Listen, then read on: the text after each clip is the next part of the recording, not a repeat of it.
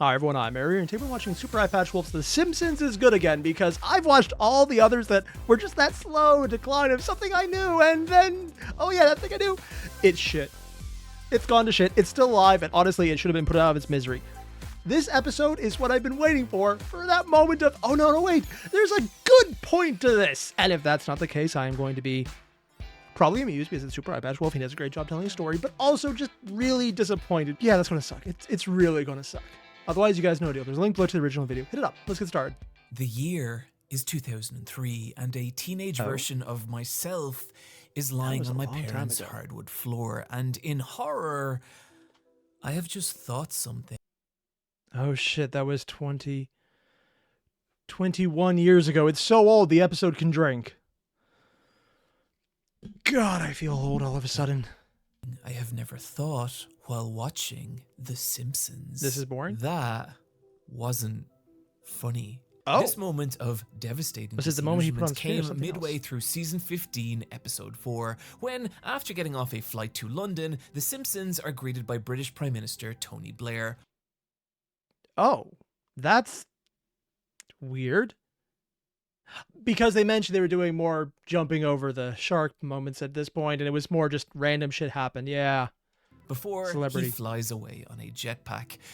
By modern Simpsons standards, it's a forgettable joke, but back then, it filled me with a, quite frankly, unreasonable level of rage. For any other Because TV it's so show, over the this top scene stupid without being wouldn't funny. have mattered, but this was The Simpsons. This was the most untouchable sitcom of all time. A show so impactful and iconic that even its tiny moments like a man disappearing into a hedge are to this day immortalized over and over.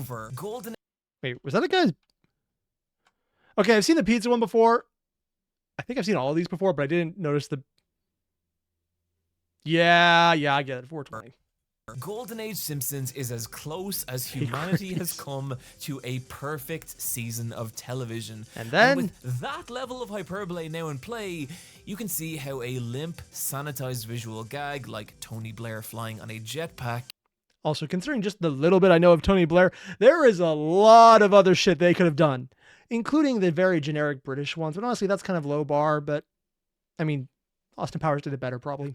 Caused an unreasonable level of emotion in a younger version of myself. Just knowing However, something you liked I was is not horrible the now. only one having those moments. As The Simpsons shot past its 10th season, many that's of the hard to look at people with who'd their made minds. it great, including the original creator Matt Groening, left the show, Oh. leaving its staff of writers with an impossible task. Who was left at this Live point? up to what the It's unfair to judge a president on his first 300 days. Oh my god. Simpsons had been. A fall so extreme it led to the era known as Zombie Simpsons. Yeah, I In remember him time, talking what about that in the was now first deemed episode. Zombie Simpsons bloated to become the vast majority of the show, even by the most generous standards. I know they keep saying the first 5 episodes were, not episodes, first 5 seasons were the golden era, and the majority of it was horrible after that, but when did it start becoming good again? Because this video only came out 3 months ago. There's probably as many bad Simpsons episodes as there are years of some of my family members' life. Oh god, I had nieces and nephews. There are people who grew up only knowing bad episodes. Because it's probably still on TV, they probably have seen it. And then they probably think that the old ones are bad because they're old, because that's just a thing people do. Classic God. Simpsons ended around season 10. Oh, and from 10? there, the No, show would much later than I limp thought. on for another 25 years. I have spent several decades and practically every major milestone of my life accepting that The Simpsons is bad, that it is an uncanny version of what it used to be, and what was so good about And that's, I was listening to him and looking at his face. I didn't realize he's actually overlaying the 2 different beginnings over the background. So one of them is the original Simpsons with it more zoomed in but blurry, and then you have the more cut down, cleaner, but also kind of soulless version behind it. Oh. it is never coming back. So imagine my shock when, late last year, Only last year? I began to hear a quiet but confident murmuring. What? The Simpsons is good again. Is it actually good again, though, or is it comparatively good again? Admittedly, I would take both, because I'll be honest, in the first episode of this 3-part series where he broke down the simple joke about fat people getting on the plane first versus how one of the original writers, after just a tiny bit of workshopping, made it infinitely better. It was like, oh, yeah, no, I see. This is depressing. It was subtle at first, a whispered recommendation at a con, the ping of a Discord Adam, have you seen the latest Simpsons? message. Also, A gentle but mounting enthusiasm that would soon explode when earlier this year, a Vulture article was published titled, "The Simpsons is Good Again." What's the Vulture? For those of you saying After 34 seasons, oh dear God, 750 episodes and a decade-long funk, decades plural, the show innovates its way back to popularity and relevance. I have no idea what the Vulture is. Decades. Also, I just realized this show has been going on for at least 30 years almost. And yet it's still at only a fraction of the One Piece episodes currently dubbed. You know, there's really no good way to say that other than both are kind of insane. stole the title of this article for this video, It works. I did. Please don't be too mean about it. No, honestly, I'm going to give him a complete pass here. One of the very big things you get in every English major class ever is you don't steal if you're good. You steal if you're great because people think you did it. And sadly enough, that's actually a really good example of exactly how things happen. And yes, yeah, it's stupid, but that's exactly how it works. The article looks at how the production of The Simpsons has changed and how, at least according to the writer of this article, that has resulted in a dramatic increase in quality in the show's most recent seasons, season 33 and 34. How did the writing But style most change it? interestingly to me is how the article states that these new episodes have been praised by everyone, from The Simpsons' original writers to even members of the Dead Homer Society, Seriously? the blog that originally coined the term Zombie Simpsons. So we got people on the internet who are dedicated to their little niche of this sucks saying good things. Now, it might seem like I'm just highlighting something obvious, but I'm going to highlight something obvious because holy shit, people on the internet who are dedicated to their own negativity saying something counter to their stated aim. That doesn't happen. People in the media? Sure. Random people in comments? Sure. An entire blog dedicated to people saying this is shit, who have only said this is shit, who are just pulling out all the examples to show why their point is right on the internet. Have you been on the internet? If you haven't, how are you watching this? Because one, I'm a little terrified, and two, whatever this space AI wizardry you're pulling, I want no part of it. The Bene Gesserit can just take whatever they want. I'm not going to get in their way. But we're just going to move on because I'm still kind of blown away that people on the internet would not be assholes. I'm on the internet and I'm an asshole, and I know for a fact a lot of other people act like that. And so I got curious. In the fall of The Simpsons, I used an aggregate of IMDb Admittedly, those are still episode pretty user decent review scores. scores to chart the decline in quality of The Simpsons. That was nearly 6 years ago, Jesus Christ, Fuck. ending at season 28. So I wondered, what would happen if I extend that same measurement? He did the episode 6 years ago. How long was he? You know what? I'm just going to drop this entire line of reasoning because I don't think I'll like the outcome. Just not going to into think this about it. new era of Simpsons. And immediately, while season 28 was the lowest scoring in the show's history, Yeah. it is instantly outdone by an all-time low of season 30, Ugh. averaging only a 6.2 before a slight recovery, which is when we hit what I'm going to refer to. Admittedly, while the graph makes it look like it's about to bottom out and it's absolutely horrible, in terms of reviews, a show in the 6s, hell, even the 5s, is still watchable. It might not be amazing, but it's not going to be, why am I watching this? Or, this is so horrible, I should watch it. It is just barely above the bell curve of, this is so boring, I don't want to watch it, but also not bad enough that I kind of want to.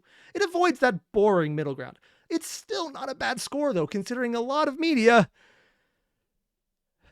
a lot of TV shows don't do this.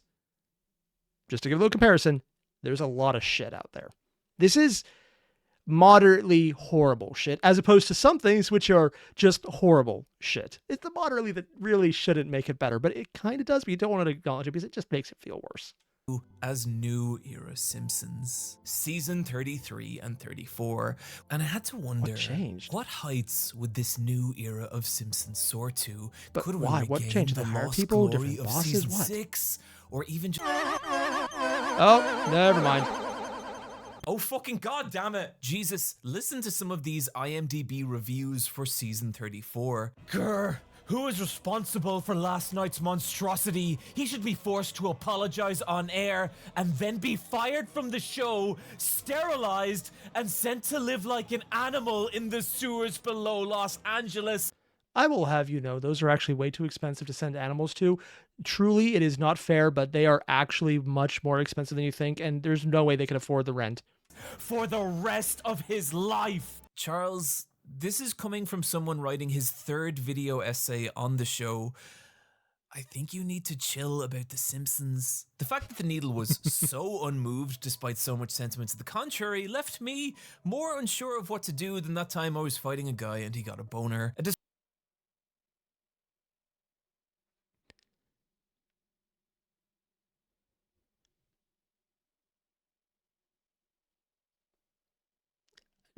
No, there's a time where I realized it's better not to ask. So I'm going to pretend I stopped just to ask, okay, were they talking about the same thing at first? Followed by, yes, they were. That's definitely what I was pausing on, and nothing else that might be moderately disturbing because the entire situation around it sounds very effed up. Discrepancy I would spend the next several months trying to reconcile. If I really want to assess the quality of New Era Simpsons, I would need to experience it myself, but not... Oh god, is he doing the Garfield thing again where he just watches it over and over again to get an idea of it? Or just watching it all once? Once is binge watching. Watching for content over and over to see if there's something you missed, that is... I mean, that's a little insanity I actually perfectly expect from Super Eyepatch Wolf, so sure, why not? Between the Garfield video and the YouTube scams video, I kind of expect him to be on the level of masochism that Mr. Beast gets with some of his challenges. Except somehow more depressing. Yeah. I'm assuming, though, the difference is so many people liked the story style that the Zombie Simpsons had that if they ever changed it, they wouldn't like it because it isn't what they grew accustomed to. Because, I mean, people had to vote it positively for them to have a decent score in the 6s, and that's debatable. Granted, I haven't heard any of the new jokes, so it could be horrible, it could be great. I don't know yet. Not just that, I would measure it, test it, watch and review each individual episode while also taking note of other variables and assigning each a numerical score. Oh yeah, he's going full Garfield and YouTube scam video. He's actually doing it again. If you haven't seen those videos, it's where he goes insane by giving himself a task, bloating it between all reason and what the fuck are you doing? Stop. Because apparently that's the measurement stick he uses. And then deciding what the fuck stop isn't good enough and just keeps going. He pushes himself to get variables down that really are not worth it, but he does it and it's impressive. But also don't. Now, if you're a member of my Patreon Discord and have access to my revolutionary yet highly secretive review hole blog, you'll know I usually score media on a scale of 1 to 7. I have no idea what's in the background, but I can't tell if that's disturbing or gross or amazing looking. But that will create too many questions to which only patrons are privy to answers. Ooh, so Gunbuster. I'll be giving each episode a score from 1 to 10 and averaging out those scores across seasons. No? Why? Why? I will remember this. I will not remember this. I might remember this. The Simpsons is good again. I laughed several times. Classic era Simpsons. Gentle Ben talk show?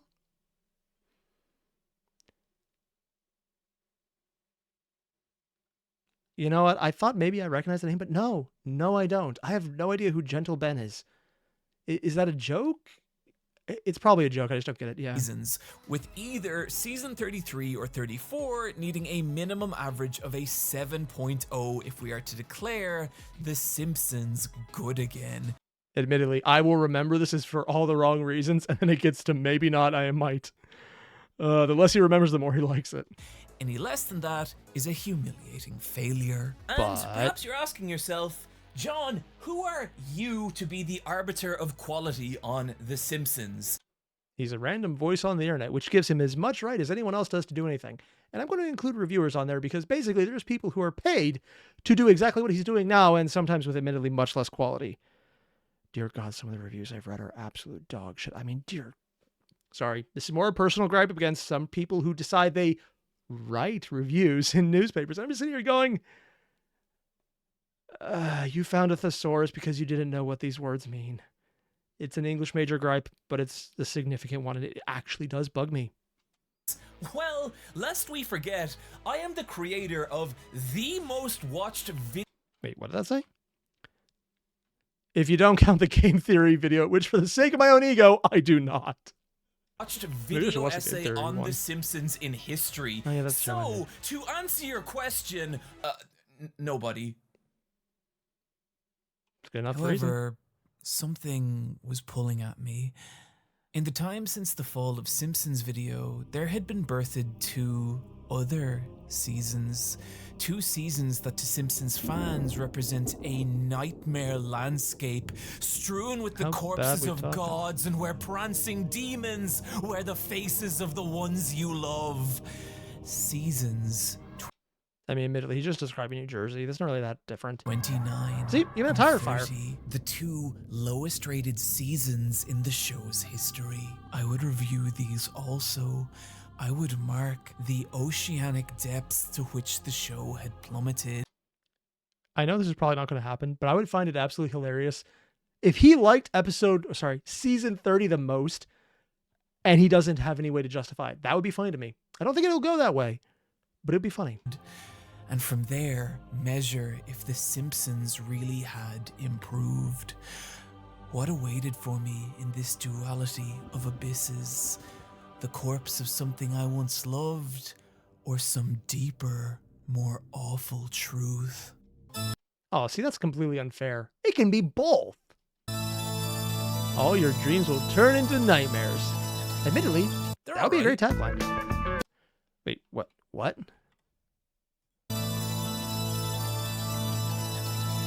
They're all right. Oh, he just said they're all right. I actually missed he said so fast. Okay, that's fine. I mean, that's basically what a low 6 is. It's fine. 30 and 34? 33 and 34. Okay, wow. No. Season 29 and 30 aren't awful. Most episodes have at least one decent joke or interesting piece of animation. Oh, that's The Simpsons? Because they're making fun of... I don't even know at this point. That's just weird. Unless it was like that stupid food, raunchy cartoon movie that was not made for kids, but looked like it was for kids. I know a lot of kids did go to see it, which admittedly was the funniest part, but not the movie itself. Yeah, it's probably making fun of that. And I actually really liked the Making a Murderer episode, which I scored a 7. But even at their best, they're making fun of Coraline? Huh. Most damning thing I could say about them is that they really feel like a show doing an impression of The Simpsons. Like the show itself is trying to constantly remind you of what it used to be. This uncanny feeling you can see even in the opening. Every frame of this modern opening, which was introduced in season 20, is filled with these little references and nods to classic Simpsons. Like when Maggie shakes her fist at the unibrow baby, that's a callback to an episode that first aired in 1994, nearly 30 years ago. And these episodes are filled with those same kind of golden age references. And what it feels like is the show can't let go of what it used to be. Admittedly, normally when I hear someone say it can't let go of what it used to be, that's a bad thing. But also, considering how much he's made a point to show how bad everything after the golden age was, in this case, that doesn't actually sound damning. That sounds more like an honest-to-God callback of fans because, oh God, what the fuck have we done? Is an actual thought process. And now has developed this incestuous relationship with itself. There's a joke in there about Hori emo, but I don't think I'm going to make it. Like, I have never felt more like I was watching a show put its feet in its mouth and devour itself Ouroboros style than the moment Homer sends Lisa the hedge meme of himself. The reason this matters is because what we're talking about here... Wait, I'm sorry. I can't have actually heard that. Did they actually? Meme of himself. The reason the moment Homer sends Lisa the hedge meme of himself.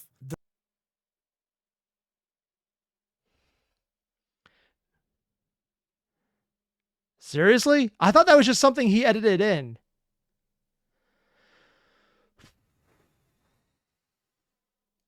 Wow. On the one hand, I kind of like that referential humor. On the other hand, I don't think they've earned it. Unless he comes out and shows me a really good joke to earn it, they didn't earn that. I mean, I would definitely respond like that, but it's weird for it to happen in the show. It actually seems off-putting. The reason this matters is because what we're talking about here is a problem with identity. The Simpsons knows what it was 30 years ago, but as for what the show is now, that is an infinitely more complicated and difficult question. What I mean by this is that the people who were Bart's age when season 1 aired are now older than Homer and Marge.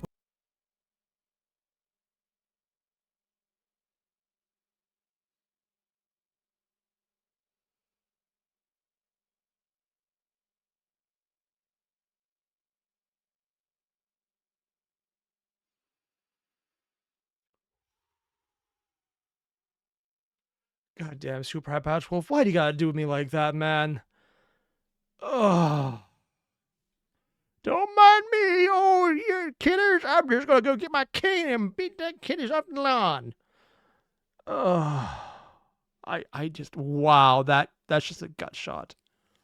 When the show started, the Simpsons were seen as this struggling lower-class family, but in the nightmare-scape of 2023, Literally about to kill himself for not being able to provide for his family. Shit, man. they are homeowners with reliable employments. In the early 90s,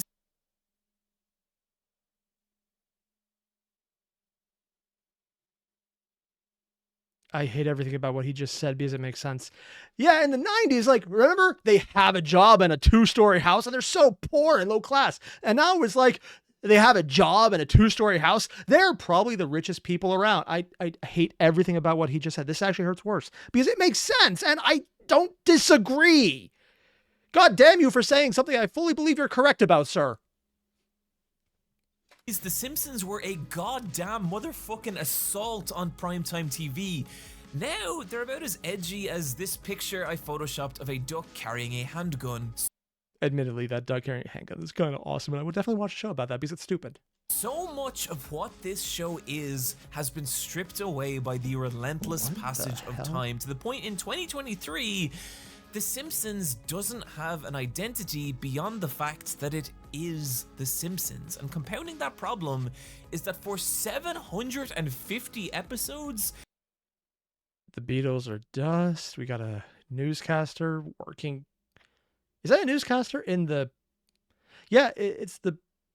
No, it's slightly different from wherever Homer works. There's so many episodes here. I don't even recognize so many. Is that a freaking snake in the cash register? I'm not even going to ask. No, it's not worth it. It's not worth it. The show has mined its world and characters for plot to a soul-numbing degree. There are now 2 episodes about Krusty starting a clown college and getting in trouble with the mafia. This all creates a giant, impossible question. What is The Simpsons in 2023? And I have a lot of sympathy for the writers who have to solve that problem, but I feel like their solution in season 29 and 30 is to 1, constantly remind you of what this show was, and 2, be really, really silly. Much like smearing a thin layer of grease over your windows so your neighbors can't see you. Alicia, if you're watching this, I am so sorry. I will just go get that couch ready for me right now. I realize I will be staying there tonight. Rumble Roses XX. Modern Simpsons uses absurdity to avoid answering difficult questions. My wife walked in as I was editing that, so you all better fucking appreciate that analogy. What I mean by this is that rather than season 29 and 30 ever tackling larger... Just going to say, Super Eyepatch Wolf, your wife is not the only one who's going to see that, and I really hope I do this when she's not awake. I will be waiting until 3 in the morning to edit this. Questions about what the show can be in 2023, they're instead just kind of wacky, overloading its plots with zany scenarios that are often I don't even want to know. about, well, Nothing! Take the first episode of season 30. The episode begins on a school jazz recital in which Lisa is performing on stage, and Bart is dared by Jimbo to pull the fire alarm, which he refuses to do, causing him to be ostracized at school. Wait, Bart not being an asshole? To Lisa? Okay, this is very different from the show I remember. I honestly am surprised he wouldn't do it. Only for him then to be called to the principal's office for not pulling the fire alarm, where for some reason Homer and Marge are there to tell him they are proud of him for not pulling the fire alarm, only for Homer to then secretly tell Bart that he's disappointed he didn't pull the fire alarm, leading to a scene where Bart receives a second dare to jump off Springfield Dam.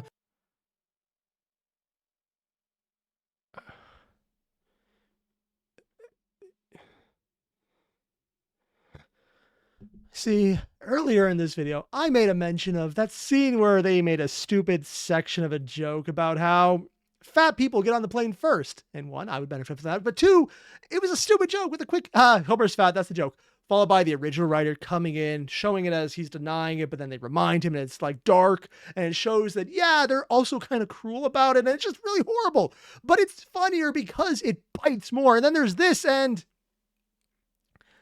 I'm not a comedian.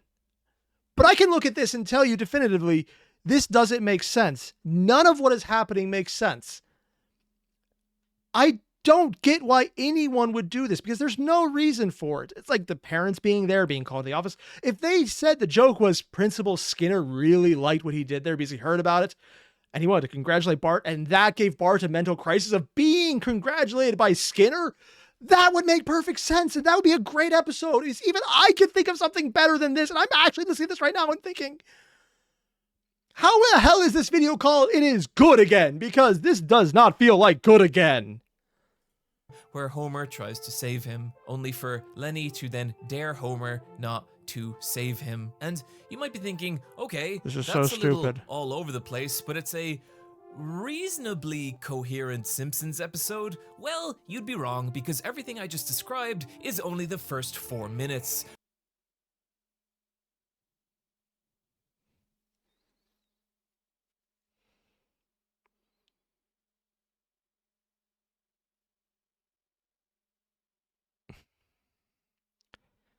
So at the time he took to talk about that, it almost was a significant proportion of the joke.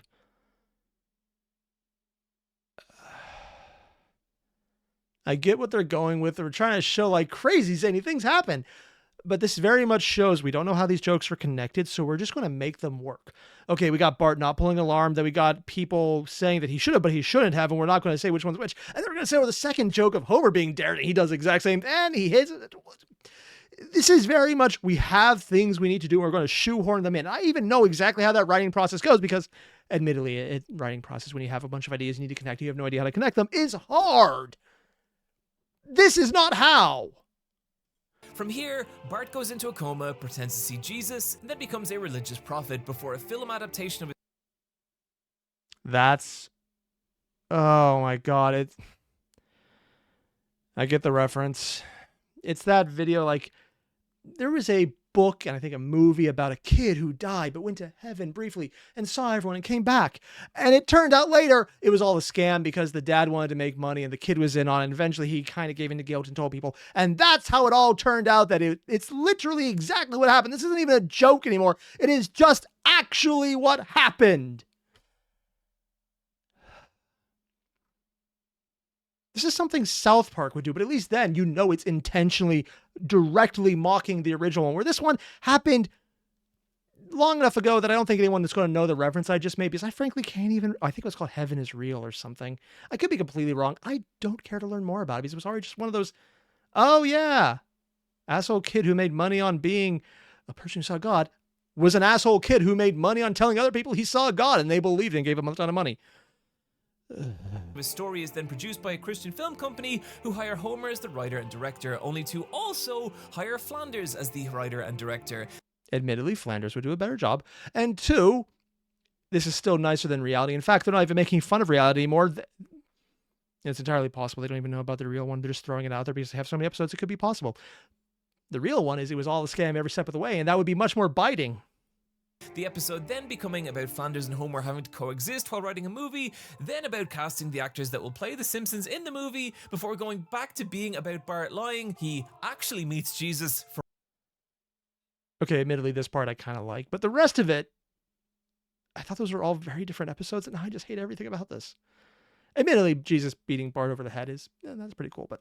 real this time, confesses, causes a pure disaster before the episode concludes with Lisa telling Bart that she'll always be there for him, ending causes Wait, a what did pure that say? disaster before the episode concludes.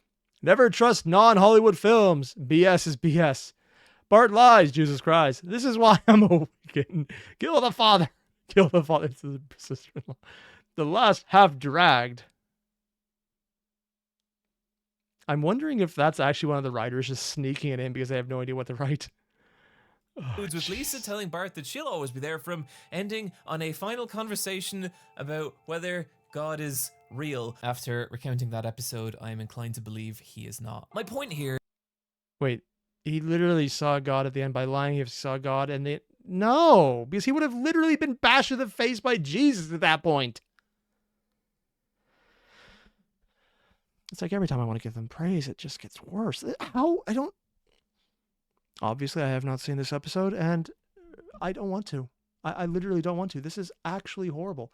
I am legitimately in pain thinking about this. Like, how? How did that get... Because zombie Simpsons, and apparently is worse than I thought. I thought it'd be, here's a stupid joke, wait a bit, have a bunch of filler, stupid joke. No, it's nothing but stupid, and occasionally you're told it's a joke.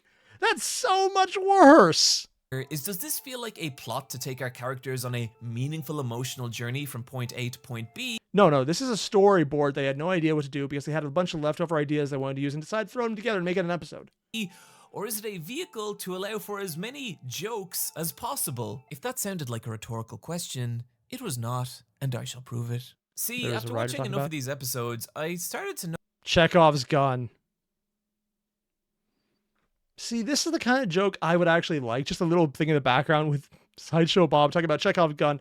Because in writing terms, that means if you put something on the table, specifically a gun in the metaphor, and you do nothing with it, you have failed as a writer. Because if you put out a plot device, you need to use the plot device. It's like talking about, and then there was Mount Doom. Also, the Lord of the Rings never went there. That's the kind of bullshit I'm talking about. You need to use the plot devices you talk about. There are a lot of bad writers who just randomly throw out all this great stuff and then they don't use it because it's kind of just filler and they're just putting it out there to save words because why not? That's an actual thought process for writing. Those people exist. I hate every second about what I just said because it is real and I can't stand this. Noticed that something strange was happening. I'd be sitting there watching The Simpsons and gradually find my mind kind of slipping into this sort of flow state that honestly wasn't unpleasant. Now, I also wasn't entertained, and so I'd just sit there passively consuming. It almost feels like that trance beat he talked about where it was just the guy, like all the kids driving and just a few seconds looping over and over again to a hip hop beat. What was it? Flo's Simpsons or something? I don't even remember at this point. They've basically achieved the nirvana of non-existence. It exists to exist, which is a better way than saying we've run out of ideas, but also we have so many ideas, we have no idea how to connect. So I guess the better actually would say is we have plenty of ideas, but we don't know how to use them. Admittedly, that's more depressing because it's actually hard to fix. The Simpsons. Where this got really strange was that when I read over my notes weeks later, I had barely any memory of the episodes I watched. The episodes that I had written reviews on but couldn't remember. And so, with the low-key fear that I was suffering... If you pause this and have been laughing at my dyslexic brain and how bad I am at spelling, I honestly won't laugh at him for that. My spelling is absolute shit. Thank you, spell check. Also, because I've stopped caring about spelling, I realized I could just go back and edit. It makes it a lot easier to just write bullshit. I need to know that I will always be better than you in every conceivable way. Well, besides spelling, clearly. But in every other way, unless you just pause it to read this bit. That is okay. You're cool. Hope you enjoy the rest of the video. Sorry it took so long. Some kind of extremely gradual stroke, I resolved to discover what was causing this, and when I did, it made me realize what is so broken That was out of 10 about too. these episodes. They're all middling. It started when I took that 4-minute section from earlier and did a little test. Out of curiosity, I counted every single joke within that 4 minutes and measured it at 48 jokes. That was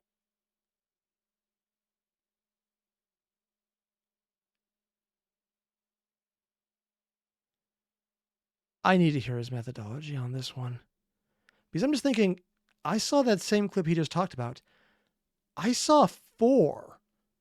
Also, I didn't see the original, so that might be part of it. But on the other hand, calling them jokes is also, I think, stretching the word joke to significant proportions to include actual humor. This is less joke and more set pieces. Maybe I'm being a little biased, but I'm going to stick to that one. It was about 12 jokes per minute, which seemed like a lot, so I performed that same test on 10 episodes across season 29 and 30. They have a formula. And take the fact that I did this as a lesson if you have ever Oh my God, they have made the exact same policy as freaking romance writers. You have a formula. You have, here's the joke, here's the joke, here's the joke, here's the joke. You fit it in, and then you just make it fit. The reason I'm saying romance writers is because that's how a lot of romance, mass market romance, is made. You have a very distinct format with exactly the amount of page length, exactly the right time for certain plot events to happen. Like they meet, they don't get along, they get along, they have sex, and that's within the first 20 pages. If it's even more than that, you really need to get permission from your editor because they won't go for that. And by permission, I mean preemptively having them tell you, no, get back on the plan. And then they will literally give you an outline that is the plan. Romance writers are scary because they have very distinct things. The only thing crazier about that is that if you don't do it, the readers hate it. There is a very distinct and dedicated subset of people who live and die by absolutely generic romance writing.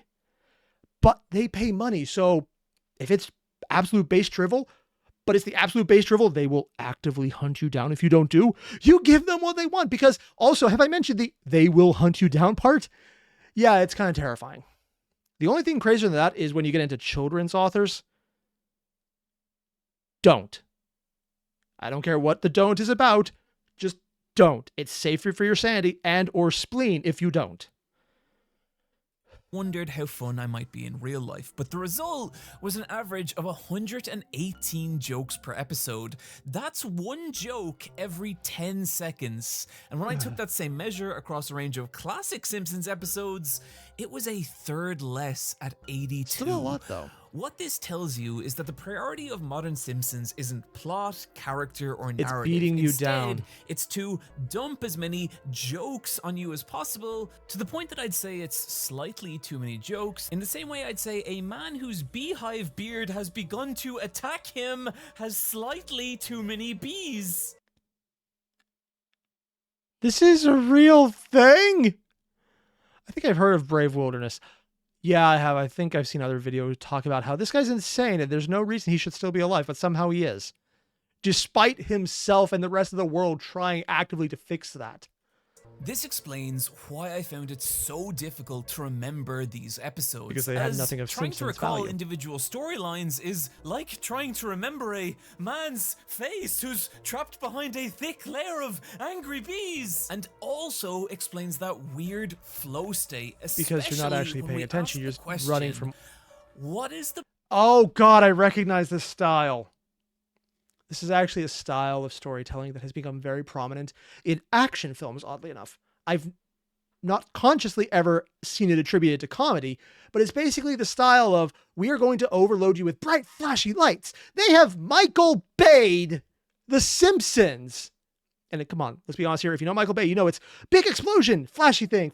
Megan Fox for some reason, more flashy thing, more explosion, random thing that is probably incredibly racist and you don't necessarily feel comfortable about, but you're just laughing because out of everything else, it is so horrible that at least you know it's bad compared to everything else where it's like you think it's bad. And somehow knowing it's horrible makes it the highlight of the movie and you hate everything about this because it's the only thing you can remember. And honestly, yeah, there was other things that looked flashy, but you just don't remember it because it was all just there.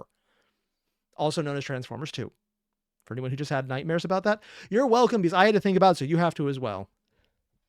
The purpose of smothering an episode in jokes like this? Overload, so you don't Well, really say as it's good some or of bad. you may have noticed, I am not a writer on The Simpsons, so the actual answer is I don't know. But I No, actually, the answer is pretty obvious. It's the Michael Bay effect, like I just said. Also, because if you have so many things going so fast, one of them will probably hit. And if it doesn't, there's another one. And if it doesn't, there's another one. And if it doesn't, there's another one. Overloading people's senses so they don't know what they're doing is fine.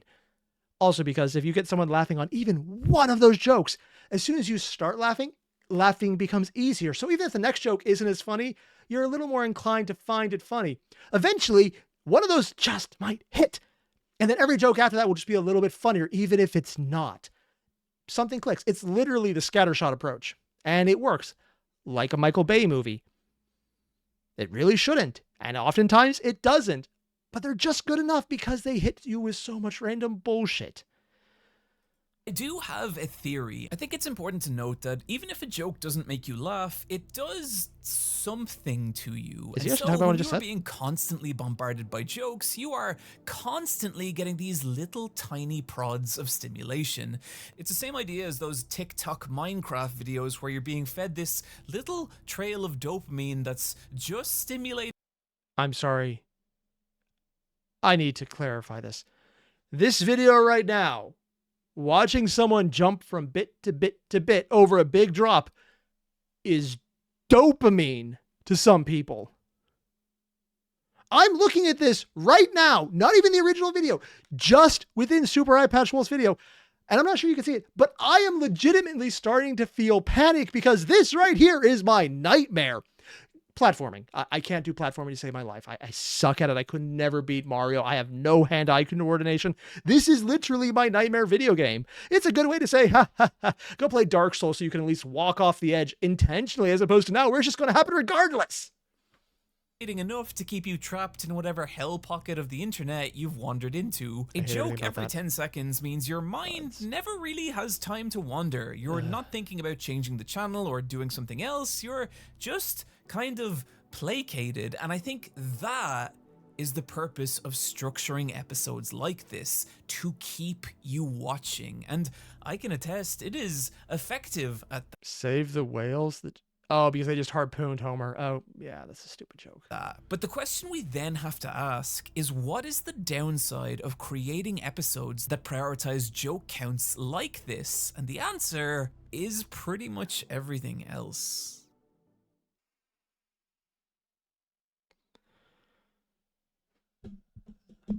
That sucked. I mean, Super Eyepatch Wolf did a great job showing exactly what's going on, but I've reached my limit, man. There's more. I just know that if I do it tonight, I will probably go out to my wife and start bitching about this show, which might inspire her to watch my video to see just how bad it got, and then she'll see a certain scene, and I honestly want to maybe pretend she won't see it. Because occasionally she does watch my videos, and I usually regret it because I say a lot of things that she won't actually be upset about, but she'll just go over to me and go, there. And it's so embarrassing. It's also adorable, but it's like, I don't need to do that. Oh, yeah. I have a feeling I know where this is going. Maybe there's another season he doesn't know about. Maybe there's another episode that's good again.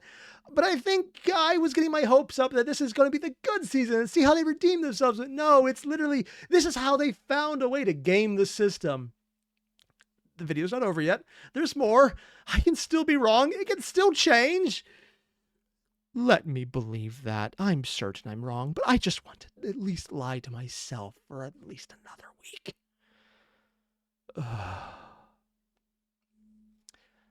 So if everyone's still here after this giant pile of what the fuck I've been engaging in, thanks. I'm sure you're enjoying my suffering. I've been told that's explicitly why some people subscribe. Specifically by family members. Like my brothers, which was obvious, and my mom, and my dad, and my cousins. And cousins I didn't even remember I had and whose names I forgot until they started telling me, wow, that was great, you were fucked. My family's a bunch of assholes. I mean, it had to be, I'm in it, so whatever. More importantly, you guys know there's a link below to the original video. Hit it up. I'll see you in the next one where I probably try and wipe all of this from my memory and go into it happy again and optimistic. I can fake that. I can fake optimism. No, I can't. Oh God, this is going to be something I dread all week. Yeah. See you guys then. Adios.